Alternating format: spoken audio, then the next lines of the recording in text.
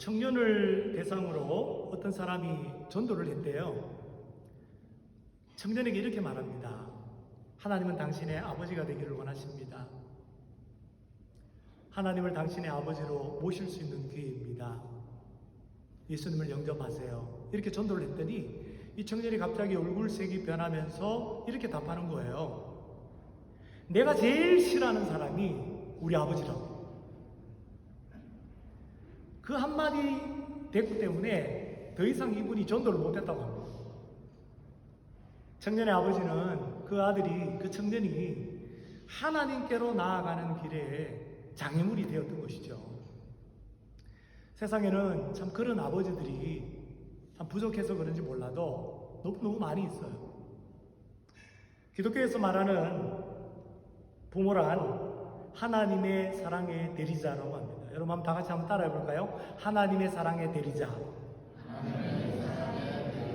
또는 하나님의 사랑의 대행자라고 그래요. 제가 기독교 교육을 공부했는데 이 신앙교육의 중요성, 그 가운데 특별히 부모가 차지하는 비중이 굉장히 크지 않습니까? 근데 부모가 뭐냐? 부모의 정체성은 하나님의 사랑을 보여주는 사람이에요. 자식에게 부족하지만 하나님의 사랑을 전달해주는 사람이다. 오늘 부모이신 여러분, 자녀에게 하나님의 사랑을 보여주셔서 자녀가 하나님께 나아가는 디딤돌이 되고 계세요? 아니면 아까 그 청년처럼 하나님께로 나아가지 못하게 하는 걸림돌이 되고 계세요? 바라기는 여기 있는 우리 모든 부모님들은 우리 자녀들이 하나님께로 가까이 나아가게 하는 그런 디딤돌이 다 될 수 있기를 바랍니다. 여기 청년들도 많이 보이시는 것 같은데요. 곧 결혼하실 거 아니겠어요? 다 부모 되실 겁니다. 여러분들도 마찬가지로 자녀를 낳아서 기를 때 자녀에게 하나님의 사랑을 부족하지만 보여주는, 전달하는 그런 하나님의 대사들이, 대리자들이 다 될 수 있기를 주님의 이름으로 축복합니다. 영국의 데니스 프린스 목사님이 쓴 책 남편과 아버지라고 하는 책이 있어요. 거기 보면 이 시대의 가장 큰 저주는 하나님을 잘못 대변해주는 아버지들이다. 그 저주가 뭐냐? 하나님을 제대로 대변해주지 못하는 아버지들이다. 자, 그렇게 말하면 반대로 말하면 뭐죠? 이 시대의 가장 큰 축복은 자녀들에게 하나님을 잘 대변해주는 아버지들이다. 데릭 프린스 목사님은 그 책에서 아버지는 자기 가족에게, 특별히 자녀들에게 예수님의 삼중 사역을 해야 한다라고 했어요. 예수님 삼중 사역은 제사장, 선지자, 왕의 사역입니다. 아버지가 제사장으로서 가족과 자녀들을 위해서 중보기도 하는 것, 그리고 구원의 길로 인도하는 것, 이게 아버지의 역할, 제사장의 역할이라는 거예요. 선지자로의 아버지의 역할은 하나님의 말씀을 전달하는 것, 말씀을 가르치는 것. 왕으로서 아버지의 역할은 뭘까요? 가족을 잘 다스리는 것입니다. 자녀들이 때로는 엇길로 갈 때, 잘못된 길로 갈 때 훈계하는 것, 이것도 왕으로서 이 아버지의 역할이라는 거예요. 여러분, 오늘 본문의 27장 전체를 제가 본문으로 삼고 있는데요. 오늘 본문에 이삭이라고 하는 아버지가 나오는데, 이삭이라고 하는 아버지는 정말 그 아버지의 역할을 잘 감당했을까? 이런 질문을 던지면서 오늘 본문을 함께 나누기를 원합니다. 창세기 27장에 등장하는 이 아버지 이삭의 모습을 보면 우리가 본받아야 할 점도 있지만 본받지 말아야 할 점도 있어요. 하나님은 오늘 본문 말씀을 통해서 우리에게 하나님이 원하시는 아버지의 삶이 어떤 것인지를 말씀하고 있습니다. 사랑하는 여러분, 하나님이 원하시는 이 아버지의 삶을 사셔서 하나님을 기쁘시게 하는 우리 모든 아버지 또 어머니가 되시기를 주님의 이름으로 축복합니다. 하나님이 원하시는 아버지의 삶이 뭘까요? 첫째로 자녀에게 축복하는 삶입니다. 자녀에게 축복하는 삶. 이삭은 사랑하는 에서에게 물론 속았지만 처음에는 에서에게 축복하려고 했어요. 장자니까, 마음에 드니까. 그러나 그 아내 리브가가 편애를 하는 거죠. 부부가 편애를 해요. 리브가는 야곱을 좋아해요. 그래서 사랑하는 야곱이 어쨌든지 아버지의 복을 받도록 13절 말씀에 보면, 27장 13절 말씀에 보면 너의 저주는 내게로 돌리리라 이렇게 말할 정도로 자기 자신이 그 야곱이 받아야 할 저주까지도 뒤집어 쓰는 그런 위험성을 감수하면서도 자식인 내가 편애하는 야곱이 복받기를 원했다는 거예요. 결국 이삭은 자기 자신이 원치 않는 아들 야곱을 축복합니다. 27절 하반절, 오늘 읽은 본문 29절입니다. 내 아들의 향취는 여호와께서 복 주신 밭의 향취로다. 하나님은 하늘의 이슬과 땅의 기름짐이며 풍성한 곡식과 포도주를 너에게 주시기를 원하노라. 만민이 너를 섬기고 열국이 너에게 굴복하리니 내가 형제들의 주가 되고 내 어머니의 아들들이 내게 굴복하며 너를 저주하는 자는 저주를 받고 너를 축복하는 자는 복을 받기를 원하노라.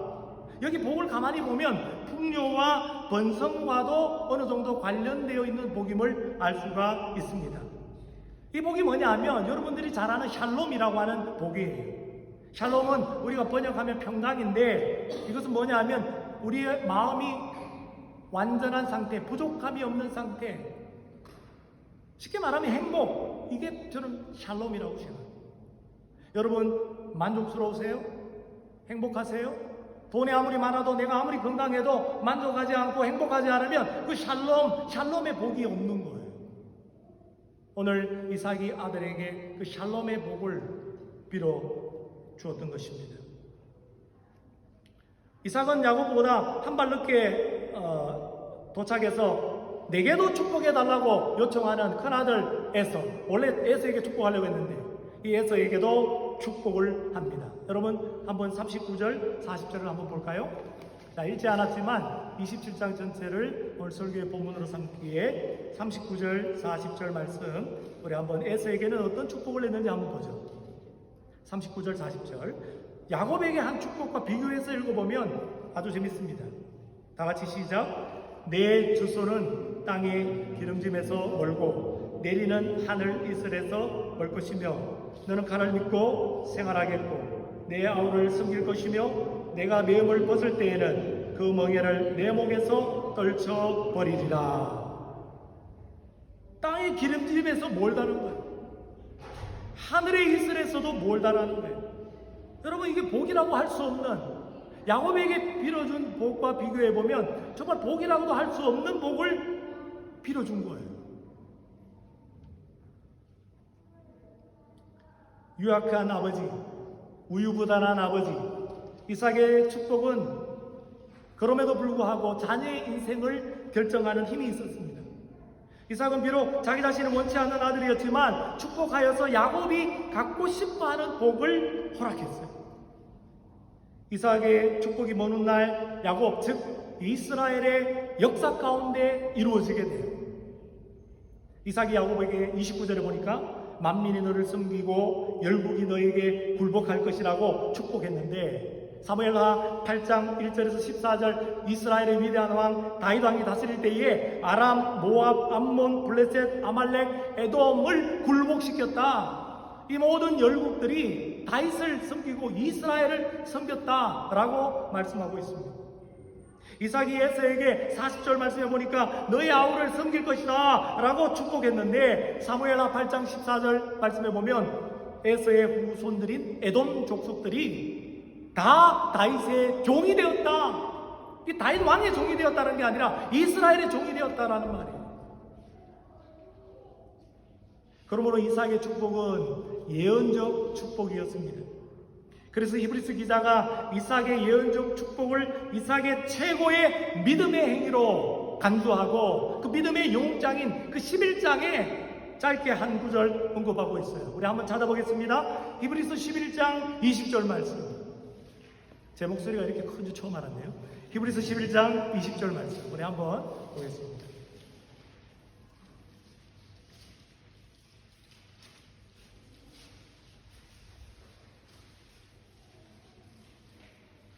히브리서 11장 20절 말씀, 우리 한 절의 말씀입니다. 우리 다 같이 시작. 믿음으로 이삭은 장차 있을 일에 대하여 야곱과 에서에게 축복하였음에 믿음으로 했다라는 거, 믿음으로. 두 아들에 대해서 내가 사기를 당했지만, 속았지만, 그러나 예언적 축복을 했는데 그것이 곧 믿음의 행위였다. 아버지의 믿음의 행위였다라고 그렇게 말씀하고 있는 것입니다. 아버지는 서두에 말씀드린 것처럼 가정의 제사장입니다. 이스라엘의 대제사장이 하는 일 가운데 하나가 뭐냐면 축복해 주는 거예요. 그래서 민수기 6장 24절 27절 말씀해 보면 여러분 너무나 잘 아시죠? 여호와는 너에게 복을 주시고 너를 지키시기를 원하며 여호와는 그 얼굴을 내게로 향하여 드사 은혜 베푸시기를 원하며 여호와는 그 얼굴을 내게로 향하여 드사 평강 주시기를 원하노라. 평강이 또 나오잖아요. 평강. 이처럼 가정의 제사장인 아버지도 가족들, 특별히 자녀들을 향하여 축복해줘야 합니다. 축복해줘야 합니다. 다윗이 성전을 건축하려고 하다가 하나님의 뜻에 맞지 않아서 건축하지 못할 때에 그 다 준비해 놓지 않습니까? 그리고 집으로 돌아가서 제일 먼저 한 게 뭐냐면 가족을 축복했다는 거예요.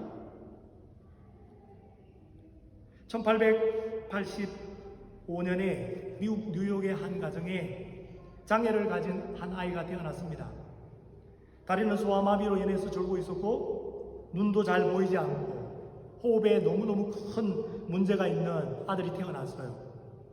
이 아들의 엄마는 처음에 하나님을 원망했습니다. 신실한 엄마라 할지라도 장애를 가진 그 아이가 태어났을 때 하나님을 원망할 수밖에 없죠. 그러나 시간이 지나면 지날수록 이 아들을 내게 주신 분이 하나님, 그것이 확실하다면 이 아들을 주신 하나님께 감사해야 되겠다. 그래서 마음을 고쳐먹고 이런 아들이라도 주셔서 너무 감사하다고 하나님 앞에 고백했습니다. 이 아들의 부모님은 늘 아들을 사랑으로 보살피고 날마다 아들을 쓰다듬으면서 오르만지면서 이렇게 축복해 주었대요. 하나님께서 너를 사랑하신단다. 그리고 너와 늘 함께 계시고 지키신단다. 무엇보다도 너를 앞으로 귀하게 쓰실 거야. 날마다 이 아들을 위해서 축복하고 기도해 줬는데 아들은 나날이 하나님의 은혜 안에서 잘 자라게 됩니다. 놀라운 일이 생겼어요. 이 아들이 28살에 미국 뉴욕의 시장이 되었고 그 이후에 뉴욕의 주지사와 미국의 부통령을 거쳐서 43세의 나이로 미국의 대통령이 된 거예요. 이 사람이 바로 미국 26대 대통령 시어도어 루즈벨트입니다. 자녀를 위한 부모의 축복. 제사장으로서 아버지가 자녀를 위해서 축복해 줄 때 그 자녀들의 인생은 밝게 되는 것이에요. 자녀의 인생은 복되게 되는 것인 줄로 믿습니다. 성도 여러분, 자녀가 복받기를 원하십니까? 여기에 있는 모든 부모들은 자녀가 잘 되기를 원해요. 다 복받기를 원해요. 믿는 사람이나 안 믿는 사람이나 다 잘 되기를 원합니다. 그렇다면 우리 묻는 부모가 할 수 있는 게 뭐죠? 기도밖에 없어요. 우리가 할 수 있는 것은 축복해 주는 것밖에 없어요. 여러분, 자녀를 위해서 축복하고 계십니까? 이삭처럼 자녀의 인생을 믿음의 눈으로 바라보고 믿음으로 자녀를 위하여 축복하십시오. 비록 내가 부족하지만, 부모로서 부족하지만 축복하십시오. 그래서 자녀의 인생을 밝게 만들고 복되게 만드는 우리 아버지, 어머니 다 될 수 있기를 바랍니다. 마지막 두 번째, 하나님이 원하시는 아버지의 삶은 영적 분별력이 있는 삶입니다. 영적 분별력이 있는 삶. 이삭은 에서를 불러서 축복하려고 했어요. 처음부터 에서를 축복하려고 했어요. 근데 여러분, 창세기 25장 23절에 보면 이 이삭이 기도해서 20년 만에 리브가가 임신을 했지 않습니까? 그때 리브가가 배가 아픈 거예요. 왜냐하면 이 쌍둥이가 임신이 되었는데 이 야곱과 에서가 태중에서 싸우고 있었던 거예요. 그래서 하나님 앞에 기도합니다. 어찌할꼬? 하나님, 이거 어떻게 된 겁니까? 그때 하나님께서 이런 말씀을 주셨죠. 큰 자가 어린 자를 섬기려. 창세기 25장 23절에 말씀하셨습니다. 여러분, 제가 질문 던질게요. 리브가가 기도 중에 이 하나님의 응답을 받았어요. 큰 자가 어린 자를 섬기리라. 그러니까 형이 아우를 섬기리라. 자, 이 말을 남편에게 전달했을까요? 안 했을까요? 아내 되시는 여러분, 기도 응답 받았으면 남편에게 전해요, 안 전해요? 예? 이런 분들은 부부관계가 좋은 거예요. 아주 좋은 거예요. 제가 물어봤더니 우리 교회 교육전사님이 장가를 안 갔는데 안 전했다는 거예요. 결혼을 안 했으니까 모르는 거야. 부부관계 안 좋은 분들은 안 전해, 못 전하겠죠. 안 믿는 남편이면 전하겠습니까? 근데 여러분, 이삭이 아내의 임신을 위해서 기도한 남자예요. 부인의 임신을 위해서 기도한 남자인데 아내가 기도 응답 받았는데 그 비밀을, 하나님의 그 비밀을 얘기하지 않겠습니까? 저는 얘기했다고 봐요. 자, 그렇게 전제해보면 지금 이게 어떻게 된 거예요? 왜 자꾸 형에게만 집착하고 자꾸 큰아들에게만 자꾸 축복하려고 그래요? 하나님의 뜻은 야곱이 약속의 자녀인데, 약속의 자녀로서 야곱이 복을 이어가야 하는데, 하나님의 그 말씀을 들었음에도 불구하고, 리브가를 통해서 들었음에도 불구하고 이삭은 자꾸 형에게만, 형 에서의 맏아들에게만 축복하려고 하는 이 행위, 하나님의 뜻을 거스르는 거 아니겠습니까? 알고 있음에도 불구하고 그랬다면 완전히 그것은 하나님의 뜻에 반역하는 행위죠.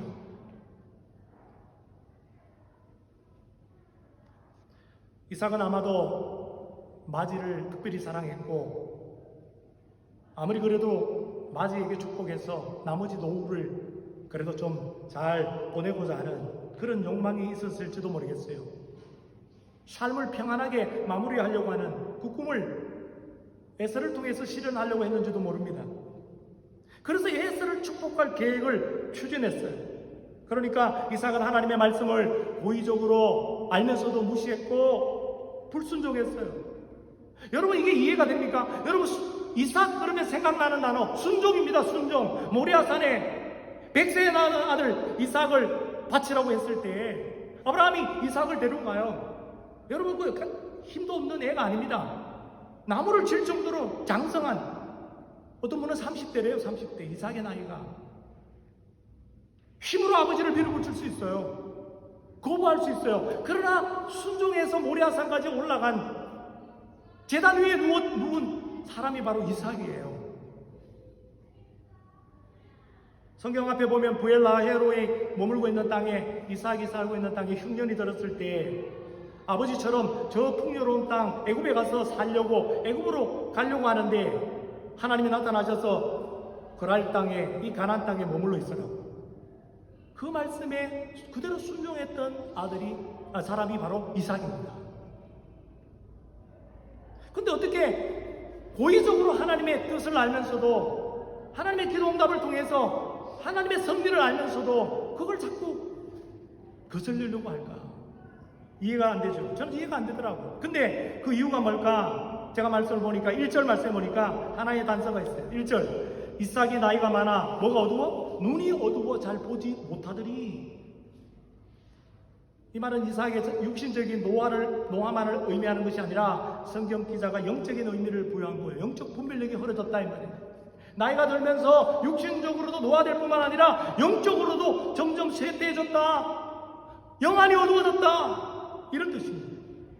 그러니까 이삭이 영안이 어두워지고 영적인 분별력이 사라졌기 때문에 하나님의 말씀을 들었는데 고의적으로 무시하고 불순종했던 거예요. 이삭이 얼마나 영적 분별력이 없는지, 또 육신적인 분별력도 없는지 야곱의 변장에 쉽게 속아 넘어갔죠. 야곱은 리브가가 엄마가 시키는 대로 15절 말씀에 에서의 옷을 입혔어요. 털 많은 에서처럼 보이려고 16절 말씀에 보면 염소 새끼의 가죽을 손과 목에 입혔어요. 17절에 보니까 리브가 엄마가 준비한 별미와 떡을 손에 들고 이삭의 아버지에게로 야곱이 들어갔습니다. 이삭은 좀 이상한 거야. 목소리를 들어보니까 형 같아. 근데 만져보니까, 아니 목소리도 그렇고 만져보니까 또 에서처럼 또 이렇게 했으니까 에서처럼 보여요.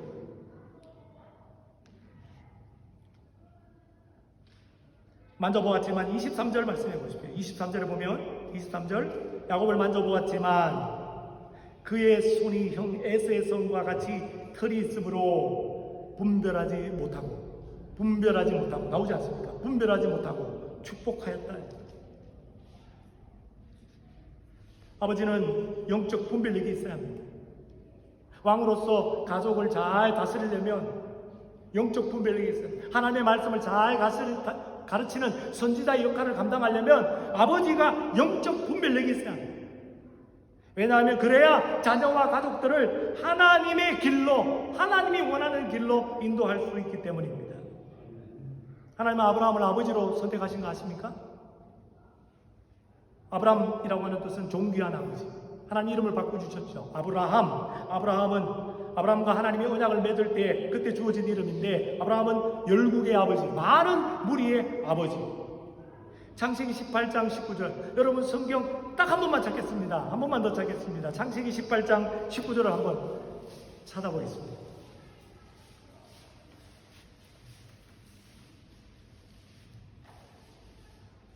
창세기 18장 19절 말씀 다 같이 합독합니다. 시작. 내가 그로 그 자식과 권속에게 명하여 여호와의 도를 지켜 의와 공도를 행하게 하려고 그를 택하였나니 이는 나 여호와가 아브라함에게 대하여 말한 일을 이루려 함이니라. 그는 아브라함을 말하죠. 하나님이 아브라함을 아버지로 선택했다라는 거예요. 왜냐하면 뒤에 보면 자식과 권속에게 명하여 여호와의 도를 지켜 행하게 하려고 선택했다는 거예요. 여러분, 우리는 믿는 사람으로서 아버지로 선택받은 이유가 뭐냐면 가족들, 우리 자녀들을 하나님의 도, 하나님의 길로 행하도록 하기 위해서라는 거예요.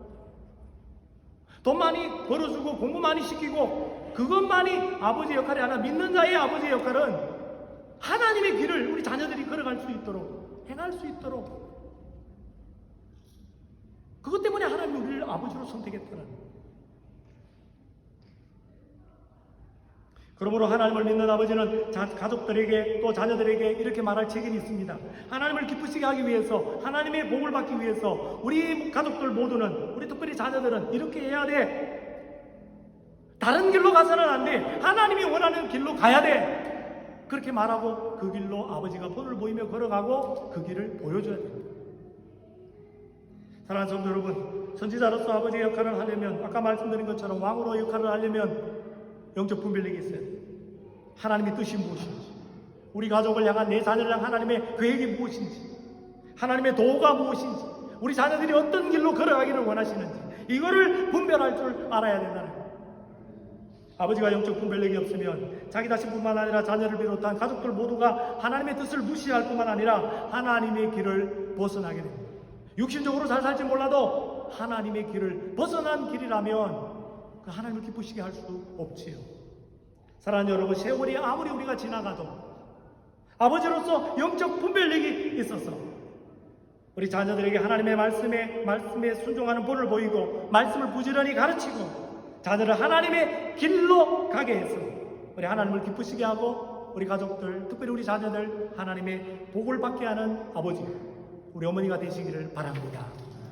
마지막으로 제가 하나 생각해보자 하는 것은, 그렇다면 왜 이삭이 영적 분별력이 없어졌는가? 왜 영적 분별력이 없냐? 왜 하나님의 말씀을 거슬렸는가? 왜 자꾸 에서에게 축복하려고 했는가? 4절 말씀을 보십시오. 4절, 27장 4절입니다. 27장 4절에 보면 이런 말씀이 있어요. 내가 즐기는 별미를 만들어 내게로 가져와서 먹게 하여 내가 죽기 전에 내 마음껏 너에게, 즉 에서에게 축복하게 하라. 왜 자꾸 에서에게 축복하려고 했는가? 왜 하나님의 뜻을 거슬리고 영적 분별력이 없어졌는가? 별미 때문이라는 거예요. 별미. 여기 내가 즐기는 별미, 영어 성경에 두 군데를 보니까 킹 제임스 버전에는 내가 좋아하는 맛있는 고기, NIV에는 내가 좋아하는 맛있는 음식이라고 되어 있습니다. 그 음식이 뭘까요? 그 별미가 뭡니까?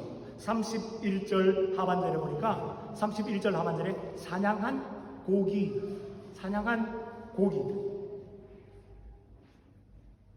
이삭이 영적 분별력이 없는 이유는 고기 때문이라는 거예요. 고기. 이삭이 에서에게 축복하려고 하는 이유, 하나님의 뜻을, 계획을 거슬리면서 계속 에서에게 축복하려고 한 이유도 고기 때문이라는 거예요. 고기.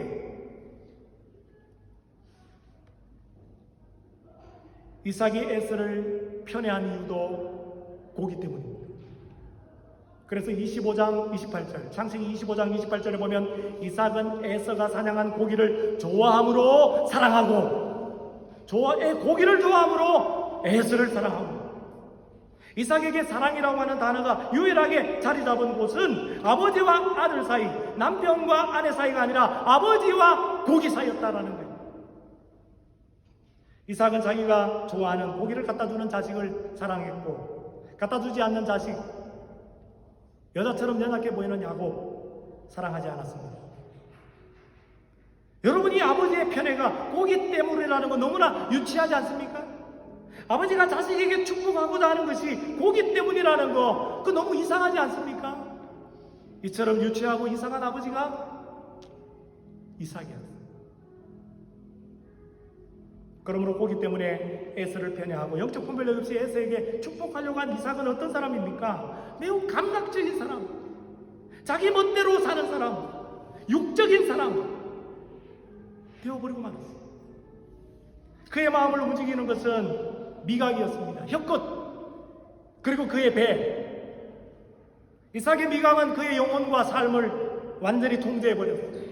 이삭의 이 배는 그의 하나님이 되어버리고 말았습니다.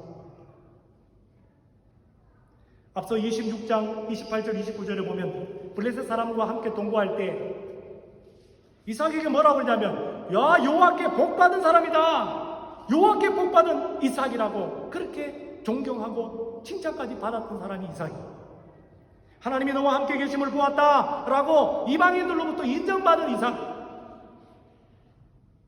하나님의 약속의 복을 기대하면서 우물을 계속 양보하고 손해본 이삭, 하나님께 예배 최우선순위를 둔 이삭, 그 영적인 이삭이 노년에 이르러서 이처럼 유치하고 이상한 육적인 사람이 되어버렸다라는 거예요. 여러분, 충격이 아니겠습니까? 결국 어떻게 되는 줄 아십니까? 아버지가 육적인 사람으로 바뀔 때 에서는 야곱을 미워하여서 죽이려고 합니다. 20년 동안 동생을 향한 증오심이 에서의 삶을 지배해버립니다. 야곱은 20년 동안 사랑하는 부모 곁을 떠나게 돼요. 부모와 자식 간에 이별이 생기게 됩니다. 아버지 이삭이 육적인 사람으로 바뀌니 가정의 불화가 초래하게 되었다라는 거예요.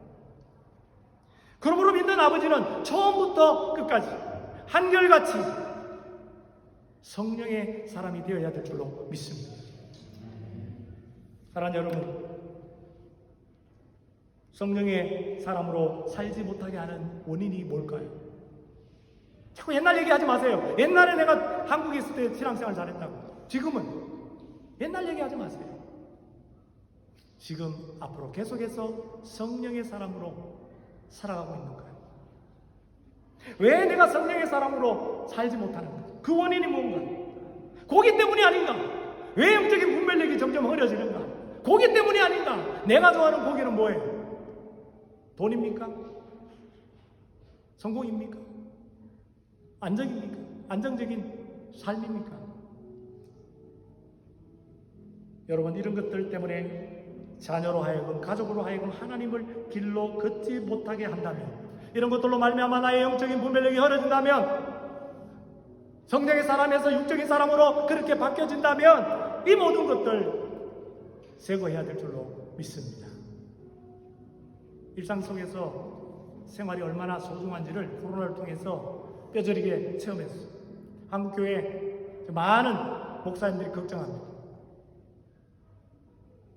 회복이 안 되는 거예요. 인원이 회복이 안 되는 인원이. 유기소 목사님 그렇게 얘기했더라고요. 인원 회복 안 된다고 자꾸 걱정하지 말고 그리스도인으로, 진실한 그리스도인으로 얼마나 양육했는가, 얼마나 그런 사람들을 세웠는가, 이게 중요한 거 아닌가. 하나님 이것을 통해서 그것을 하기를 원합니다. 여러분 일상생활 속에서, 여러분 독일에서 여러 가지 삶이 있겠지만, 그러나 여러분이 늘 일상생활 속에서 여러분 경건에 힘쓸 수 있기를 바랍니다. 오직 말씀과 기도로 거룩하여 질 수 있기를 바랍니다. 끝까지 자신의 배를 위해서, 미각을 위해서 살지 말고 하나님을 위하여, 주의 나라를 위하여 사시기를 바랍니다. 그래서 성령으로 시작하고 성령으로 마치게 되는 자녀에게 하나님을 잘 대변해주고 하나님의 사랑을 부족하지만 희미하게나마 보여주고 하나님이 원하시는 하나님을 기쁘시게 하는 우리 아버지들이 그리고 어머니들이 다 되시기를 주님의 이름으로 축원합니다.